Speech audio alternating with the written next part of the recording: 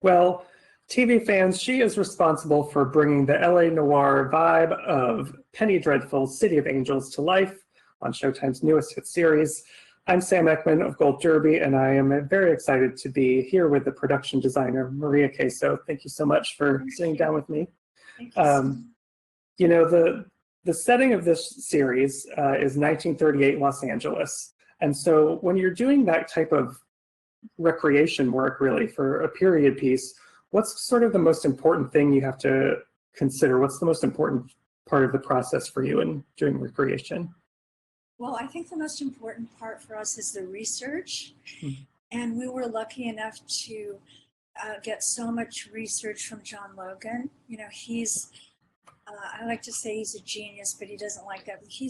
I consider him to be a historian because he has a depth of knowledge of so many different things: theater, art, movies, and history, which is the most important thing, and the importance of history.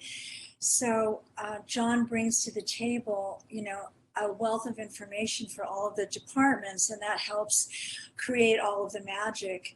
And when I first started working with John, he gave us a packet that was really thick, and it had all of the history of 1938.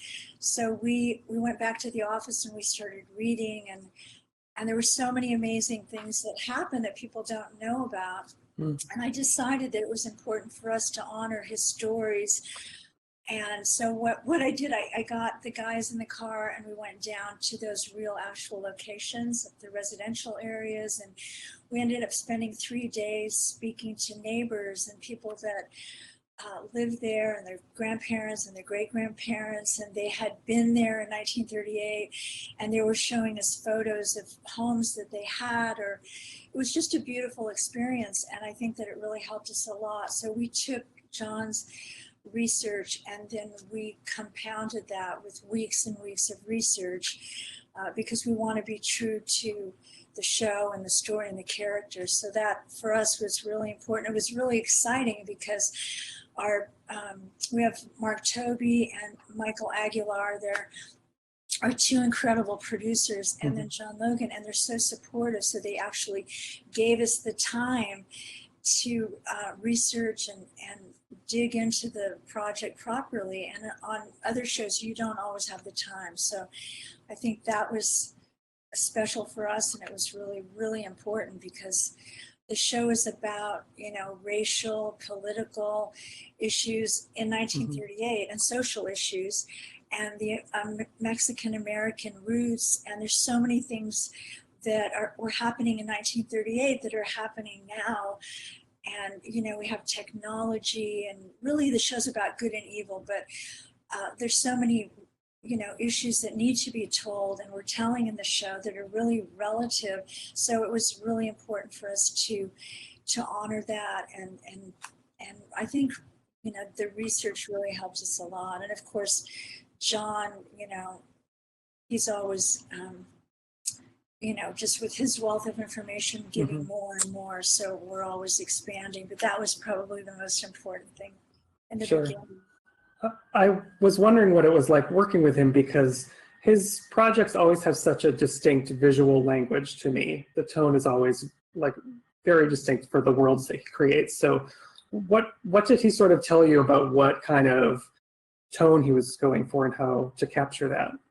Well, I have to say one thing. When Mark Toby and Michael Aguilar asked me to meet John Logan, I was having heart palpitations because I have never met John, but I know his body of work, and I had watched all of his movies. And the thing about John is he's an incredible writer, but he's an amazing storyteller. And so I had, you know, invested in a lot of his characters and other shows. And he writes these, I mean, he studied Shakespeare. And I think that his characters are so deep and complex and relatable, and it's a dream come true for a production designer to be able to work with somebody that you respect and that writes these thoughtful characters that you can create a world for. So I was so excited, and meeting him was pretty exciting because I had known about him for so many years. Yeah. So And I've talked to several of the actors from the show, and they've all really appreciated how much of a massive physical set that this show has, to be in, to not have to do imaginative work of imagining something's there that's not. They actually get to walk on this massive set, and it looks like from the pictures it was really like you created this whole main street. How long does it take? What is the time process that takes to go into building something like that? Well, I think that we probably built for 3 months, but we had the main street, we had the neighborhood, and we had all of the hero sets that we were designing. And John is very hands-on, which is great. I've never worked with anybody like John, and he knows what he wants. The thing about John that's great is he can articulate the characters to us, so we know who the characters are, where they came from, and where they're going, and that helps us.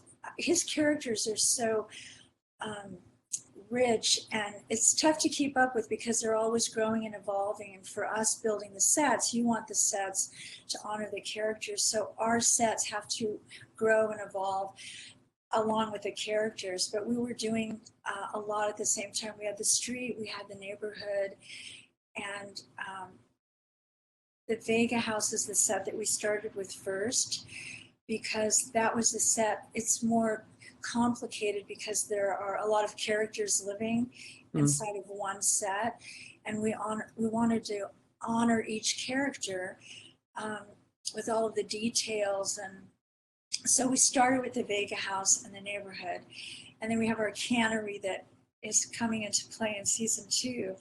And then we went to the street, which is a pretty big street. And then what I like to do is try to build interiors that connect to the street. And that was exciting. We had the Crimson Cat and the Automat and the bar and tattoo shop. And I hope that we can continue that with season 2. But it was probably 4 months, 3 to 4 months for building. Yeah, there's lots of distinct spaces in there. Like one of the ones that stood out to me is actually in the Vega house, where Maria has this shrine set up for Santa Muerte, and it can kind of look very holy and serene or scary depending on what the scene is entailing. So what goes into that? It looks like there's just an immense amount of prop work that's there. What goes into creating that room? Well, what happens is, John will tell us about the character, whatever it is, and then the requirements for his scene. So then we research, and in that particular set, it was a little tricky because it's her space that she actually made. So I didn't want it to look designed. So that we researched, and we got a lot of photos from 1938 and found real actual spaces that people had in their homes, and then tried to copy the artwork and make the statues look more homemade. And we spent a lot of time on that set. Every set is important to John. He's a stickler for details, which is great because he notices everything. But that one, we really spent a lot of time trying to make things look like Maria made them, and they were special elements that she put in there and placed in particular places. And so we really spent a lot of time in there on that one. That was fun. Yeah. And kind of by contrast, if you go to the opposite end of the spectrum, when we get to Sister Molly's house, and she just has it's like mostly white. It's very designed. It's very architectural, and it's like mostly all done in whites. Is it difficult to work in sort of one color palette like that? Where did that concept come from? Well, that was John. John was talking to me about the character, and then you realize that the mother's in control of her life, and she's very lonely. And so we talked about just how I really don't like making sets in white. I love all the textures and the colors and the patterns. So that one was really thought out as far as, making it bigger so that, you feel the loneliness in Molly's world. And then we put a balcony up there so that you could see that the mother was looking down and controlling her life. And so everything in there was really thought out. And it was a really fun set to do. John is really great in as far as, he's very precise and knows what he wants. And so he's always very helpful. And that one was, it evolved because her character was evolving as we started the show. And that was another, all the sets are incredibly fun to do because he gives us so much variety. Mm-hmm. And so it's incredible working with him. Well, what's nice is that there is a variety, but they all somehow feel like they're part of a whole. They all fit the tone of the show, which I imagine would be hard to do. But there's the other one you mentioned is the Crimson Cat, which is another one that stood out to me because it's the centerpiece for so many of the dance numbers, but it has intimacy to it. So how do you make a space feel intimate when you have to fit, literally have to fit a ton of dancers and extras into it? Well, it's funny because originally when we started the show, the Vega House was, my favorite set because it symbolized the family and, the struggles of the family and hope and love. And then when we were working on the Crimson Cat, I really didn't know what to do.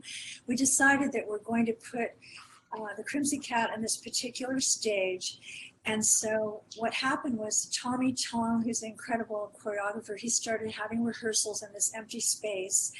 And then Christy Wittenborn, who's my favorite costume designer in Hollywood, she's my partner in crime. She was, we were working on collaborating our colors, but she was working on the costumes.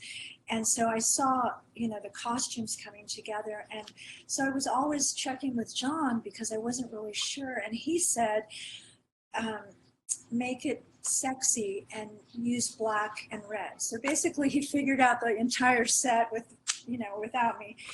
But what I realized was that space was really special because, the townspeople, they're dealing with so much during the day, and it's a place where they could go.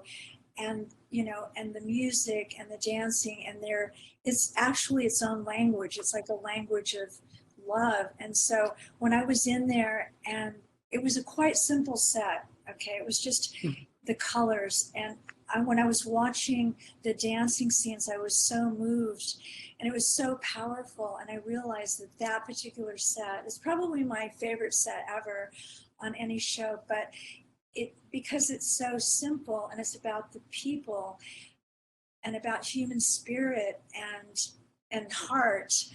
I can't even think about it without getting choked up because there were amazing scenes with incredible dialogue. And then there were scenes where people were just dancing, and it was really moving and powerful. And sometimes, the simplest things, our job is to represent and honor the characters. And I think we did it best in that set because we really let the dancers and the music and shine. It was just really about the characters and not about the set. Mm-hmm. Yeah, very character focused in the whole show. And you mentioned a lot of other departments there, like the costume designing and choreography. Do you have to sort of sit down? What is the collaboration process like with other departments like costume design when you look at everything? Do you have to sit down and make sure that their costumes are going to be able to be lit in a certain way on your set? Well, we have such a great team. Honestly, I could say this is probably the best group of people I've ever worked with. And she's brilliant. She has the same sensibility that I do about colors and textures. So we get along really well. And of course, my crew is incredible. I feel like I have the best crew in Hollywood, but I have, construction, paint, decorating, props, greens, my art directors and graphic people, and they come to work and they're artists, so it's almost like it's not a job. They want to be there, and I, of course, I coordinate with the DPs. We have two amazing DPs, And all of the departments collaborate really well together. John comes in, he talks about the characters, and we have a tremendous amount of meetings, and we review everything. And, you know, we're always checking with John. Basically, he's the visionary, and so we always go to John, but we all collaborate together, and it's really great. I could say it's probably, it doesn't get better than this. I can't imagine. I don't want to think about the future because we have, you know, Mark Toby and Michael Aguilar. They're so supportive, and Showtime is supportive, and John is an incredible leader. I like to call him my boss, but he's so bright, but he doesn't pound you to death with his knowledge. He leads you into success. And it's funny, I had an epiphany in the middle of the show, and I was looking around the set, and I said, wow, the set looks really great. And then I told my art director, I said, you know, we designed this set, but we really built this set. I think that was John's idea. And we picked these colors, but we ended up with these colors. Those were John's ideas. So I think this is John's design. So what John actually does in a really clever way is he's very supportive and encouraging, and he, you know, gives you tidbits of information here and there, and he leads all of the departments into success because you know, he's a dynamic leader, and you want to, you know, nobody works harder than John. He's the first one in and last one out, and between Mark, Michael, and John, my guys always say, look, we follow these 30 guys off of a cliff, which isn't normal because on other shows we think about pushing the producers off of the cliff. You know? But we all collaborate together. My favorite part of the show is when John makes visits to the art department, because we'll have a lot going on, and so they'll announce that he's coming, and so John's coming. So he comes into the art department, and he'll make a pass around, and he'll look at everything and give direction, and then he's gone. But the thing is about John, that he energizes you, you know, and you think, oh my gosh, I can fight another 100 battles, because he's so encouraging.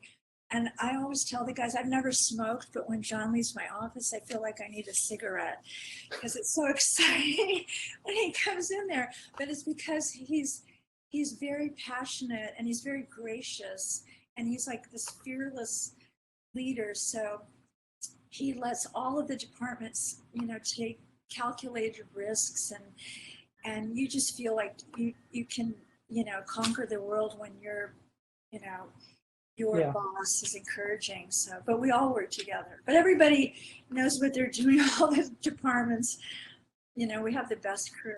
Right. Well, it's a fantastic job. I was, you know, you won an Emmy for Boardwalk Empire or for Deadwood, excuse me, for Deadwood. And I was reading that you built some of the set on the same ranch as Deadwood. So perhaps there's some Emmy luck that will come back to you. Perhaps there's some luck surrounding that site. Who knows? But thank you so much for sitting down with me. And it's a pleasure. Nice to meet you, and thank you so much. Well, and I hope that we can do this for the next 10 years and talk. Yeah, we'll hope the show keeps on going. I can't wait to see where it goes. So everyone who's out there watching, make sure you subscribe to Gold Derby and keep in touch with us. We have plenty of other interviews with contenders just like this one. And thank you so much for joining me, Maria. Thank you so much. Appreciate it. Thank you so much. Thank you.